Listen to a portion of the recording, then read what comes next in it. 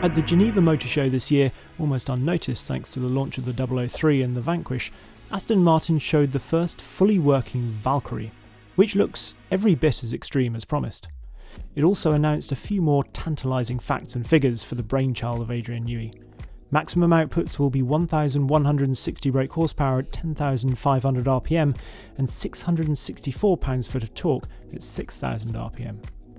Most of that comes from the glorious naturally aspirated 6.5 litre V12, which can rev to 11,100 RPM. But it's augmented by a hybrid system with batteries from Rimac and an electric motor by Integral Powertrain Limited. This can deliver 160 brake horsepower and 206 pounds-foot, and there will be a KERS-style boost system. Anyway, far away from the bright lights of the motor show, I've been given the chance to drive the Valkyrie. Not in the real world, but in perhaps the closest thing to it, a Red Bull F1 simulator. So here we are, at the Red Bull F1 HQ. I realise I probably should have turned up in not my Renault Clio, they're not really welcome right here anymore. The Carfection Honda Civic Type R long term would have been better. Anyway, this is really cool. I live not too far from here. I go mountain biking somewhere up here, so I've seen the building lots, but this is going to be the first time I've ever been in. What's more, I get to go in the sim and drive a Valkyrie. Good day.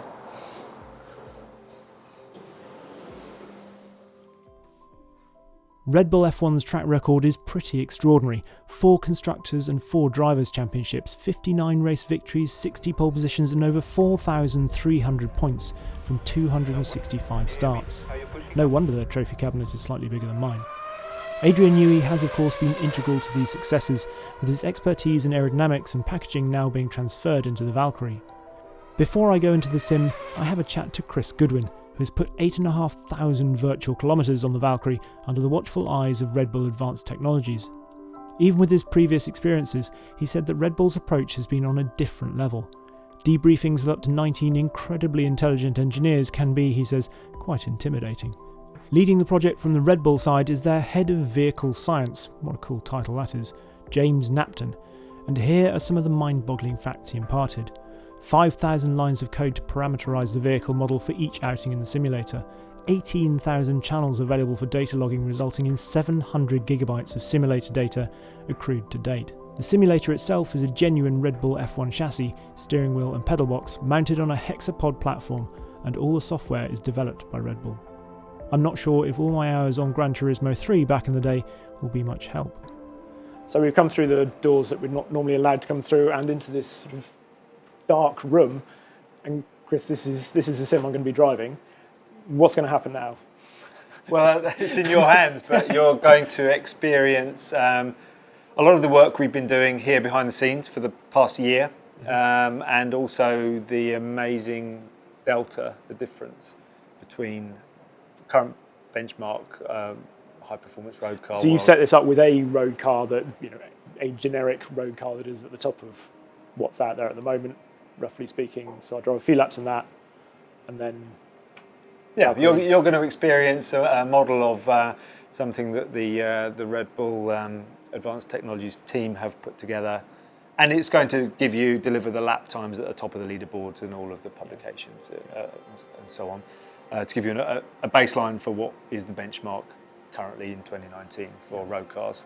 And then we're going to get you out into a working model of where we have been with the Valkyrie. We're on a development curve. We've got more time to go, and this is something that we achieved a while back. So it's not the peak of where we've reached, but we want to just show you kind of what we're talking about here. Which I think, unless you've driven this car and experienced what it can do and how it does it, so it's important what you do, but it's also important how you do it and how it feels along the way. Unless you've done that, it's very hard to communicate it. You're a communicator, you can tell everybody. Right, well, let's go and see if I fit in it then. Whilst I'm getting comfortable, or as comfortable as a tall man can while seriously thinking about whether a second set of knees might be advisable, we thought we'd give you a bit of a musical interlude. Because perhaps the least realistic thing about being in the sim is the sound. So we thought we'd just remind you about what that naturally aspirated V12 might actually sound like in real life.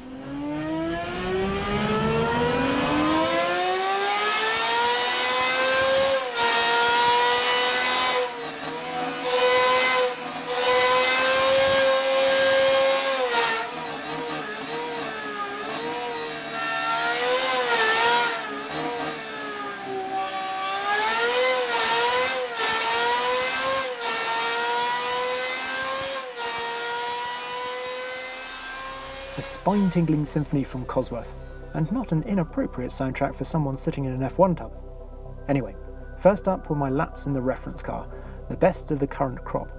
It felt a little front-end limited in terms of grip, while dealing with the roll and subsequent yaw through the quicker corners was pretty tricky. Nonetheless, by the end I felt like I'd strung a decent, fairly fast lap together. Now it was time for the main event, the Valkyrie.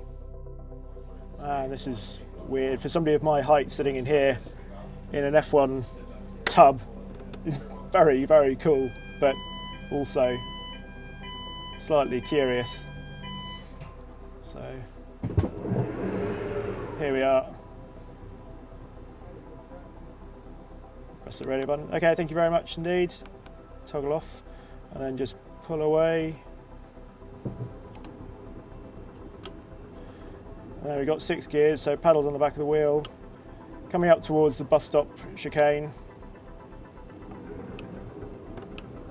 Second gear through here.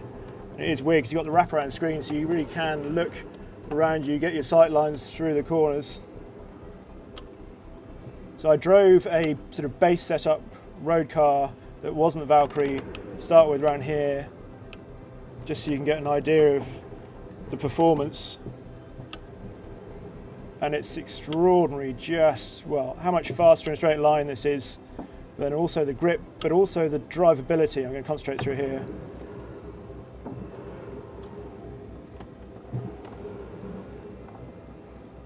So we're up through Eau Rouge there, onto the long straight up here, and try and pick a late braking point. We're going to brake at 150 bang. Third gear, I could probably brake even a little bit later through there. Patient through here. Amazing thing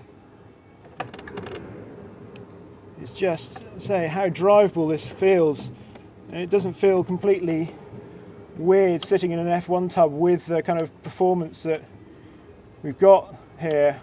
As you can hear, I'm saying plenty of half-finished sentences as I concentrate very hard, possibly harder than if I was driving a car in real life, despite there being no danger if I crash in here. That's because although the wraparound screen and the moving platform do a good job, it's still not an entirely natural feeling, and you have to learn rather than feel some of the limits. It's worth saying, however, that I span the other car much more than the Valkyrie. The Aston felt far more stable and amazingly easier to drive.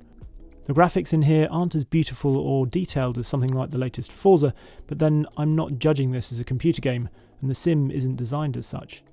The important thing for me is that I can immerse myself in the driving dynamics as much as possible and try to get a sense of what the car can do. So actually sitting in the simulator is, I feel like I've got better kind of feeling my way around it. You do just get lost in it.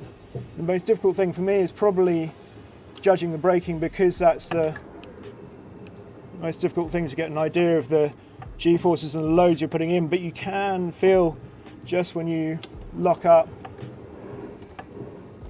Right, let's try and get this better.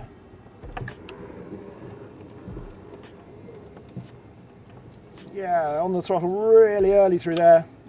5th gear on the exit. Pour it smoothly into here. This is rather better than Gran Turismo 4, I have to say.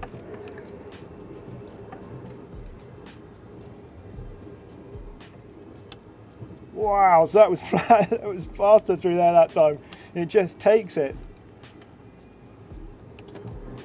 Wow, we've outbraked ourselves right at the last minute there. And spun it. There we go.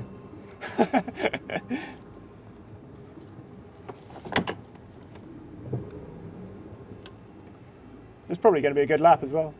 Just as well we can't show you a full lap. If you're wondering why we didn't show you a full lap, well, it's because that was one of the stipulations put in place by Red Bull and Aston Martin. They don't want their competitors to know just how fast the Valkyrie is going to be, even with me driving it. However, they did give me 2 tantalising snippets of information. I hit 210 miles an hour at the end of the Kemmel Straight. 210 miles an hour. And even more extraordinarily, I was 29 seconds faster round a single lap than I was in the virtual model of the current best. By my calculations, that must be getting on for LMP1 pace, and remember, that's on a road tyre. What's more, development isn't even finished yet, and there's the no-holds-barred AMR version. Mind-blowing. Well, that was a pretty extraordinary and very intense, I don't mind admitting, couple of hours. I had probably about an hour in the sim itself, and obviously getting used to the base model to start with, and then the Valkyrie, and just trying to work out what's different, what's going on, and you know, it's just a crazy experience, really. Things I can take away from it, well, obviously there was a big difference. The thing I really noticed was just how early you get on the throttle and just the grip aerodynamically in those middle and then obviously high speed corners as well. And the speed that you're coming into the corners, I was hitting 210 miles an hour down at the end of the straight after Eau Rouge. And the nice thing was that the car actually, for me, and of course this may just be the way that it's been set up in the simulator, and I don't know until I drive a physical, real car, it's hard to tell. But the impressive thing was just how drivable it felt.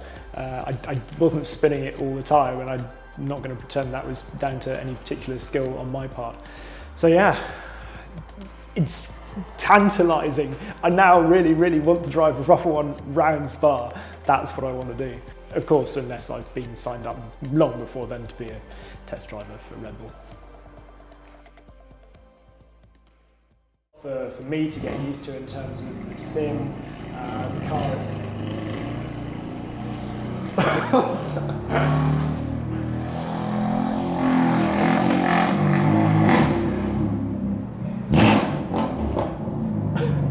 Literally allowed to.